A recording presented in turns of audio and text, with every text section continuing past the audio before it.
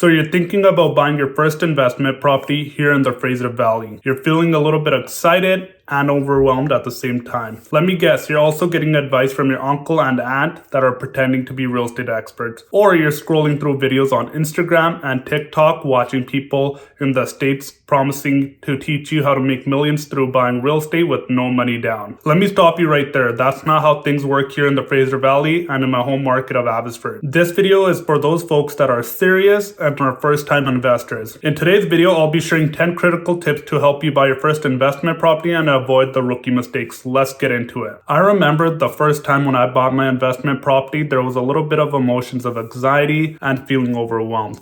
But let me tell you folks, when you're buying real estate or an investment property, it feels like the greatest drug in the world. And that's the joke I use with my investor clients, because once you buy one property, you want to keep buying more and more. So why I'm making this video is to share a blueprint for how you can get started on your investment journey. The first step is know your thesis. In other words, know your why. Why are you investing in real estate? What is your purpose? Are you investing in real estate to generate generational wealth for your family and kids? Or are you looking to make more money for retirement? Or are you one of those greedy landlords that are looking to buy more real estate from those folks that can't buy it? I'm just joking. Let's carry on. Whatever reason you're investing, get very clear.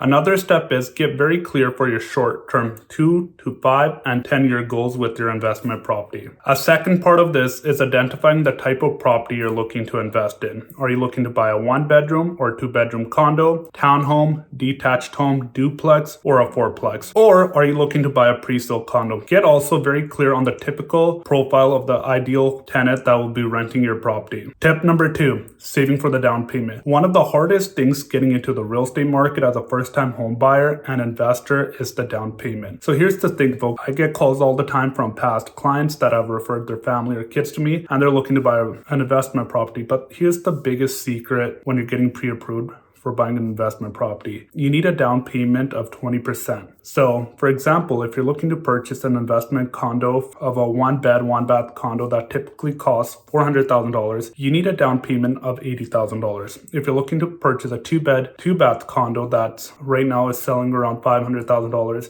you need a down payment of $100,000. And one thing that I can tell you folks, getting pre-approved for buying an investment property, it's very important that you're working with the right mortgage specialist that has experience of helping other investors.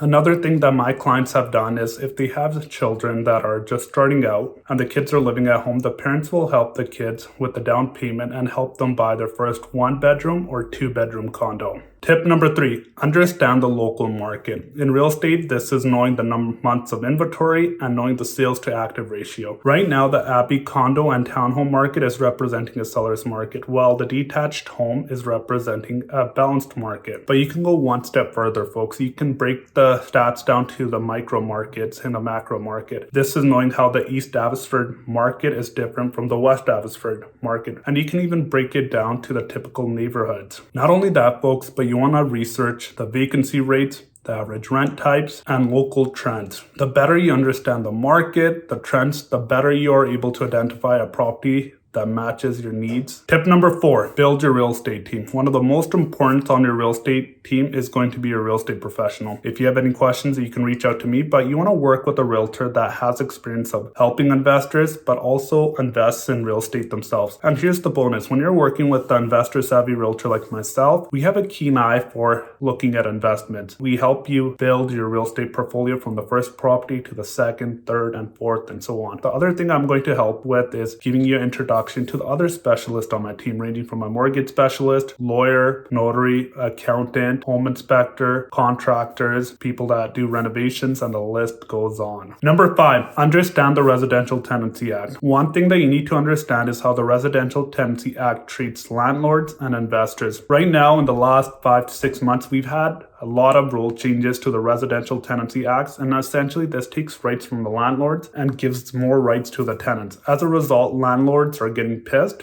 and they're putting their properties on the market just because they feel like they're losing control of their private investment. And one of the best ways to get information about the Residential Tenancy Act is going to their website or giving them a call with any questions that you might have. Tip number 6, are you going to manage your rental property yourself or are you going to hire a property manager? The thing is, folks, if you're buying your first investment property, it's probably in your best interest to hire a property manager right away. And here's the reason why. They're going to help you screen all the tenants, make sure they have a good credit score. They're going to interview past landlords, confirm employment, and the list goes on. And whatever money that you're paying typically in a monthly fee to the property manager, it's going to save you a lot of headache and time. Personally, when I started as an investor, I was managing my properties myself, but as life got busier, you have families, it was one thing I was no longer interested in. So what did I do? I reached out to the property manager on my team, and now they're helping me manage my real estate portfolio. Tip number 7, cash flow doesn't exist here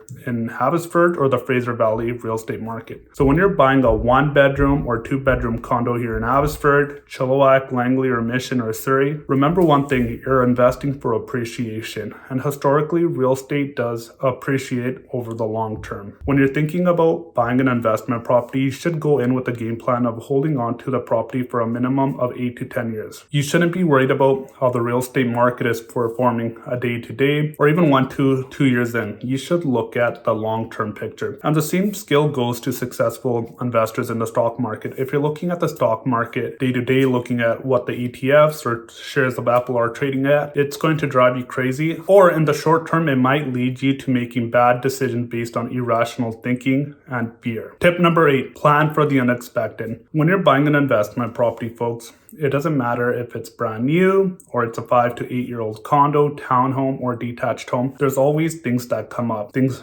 need replacing or fixing. So it might be that you need to replace the fridge, replace a toilet, stove, and the list goes on. One thing that you need as an investor is money on the side that you can reach into this pool of money and use that for repairs. Tip number 9, think long-term. Real estate is not a short-term investment, but it is a long-term investment. The most successful investors that I work with and know of are people that have always been in the market. They're not selling their property after 1 to 2 years of the purchase to flip their money. And right now, as an investor, there's a lot of negative consequences through taxation if you sell in the short term. So the people that get rewarded in the stock market and the real estate market are those people that invest for the long term. So your minimum holding window when you're buying quality Fraser Valley real estate or investing here in Abbotsford is holding on to the property for a minimum of 8 to 10 years. Tip number 10, start small and then scale. The hardest part about being a real estate investor is getting into the market. Once you get into the market, you have a lot more freedom of moving up. So your first purchase might be a 1-bed, 1-bath condo here in Central Abbotsford. And then in the meantime, you're enjoying your life because that's the whole purpose of being here. You're letting the tenant pay down your monthly mortgage payment. And after 4 to 5 years, when you're ready to buy your next investment property, you're going to call me saying, Gary, you know what? We're ready to buy our next investment property. Here's the truth, folks. When you're investing in real estate, you're feeling a wide ranges of emotion through excitement, anxiety, and somewhere in between. But the key is learning how to make room for those emotions. If you can make room for those emotions and let those feelings and thoughts be there, you can make a rational decision of moving forward. And one of the things that I see that differentiates successful investors are able to make a plan, stick to it, and take action. And those investors that fail are people that try to analyze every little thing, but at the very last second get cold feet. So here's my challenge to you. If you are thinking about buying an investment property, identify your real estate thesis of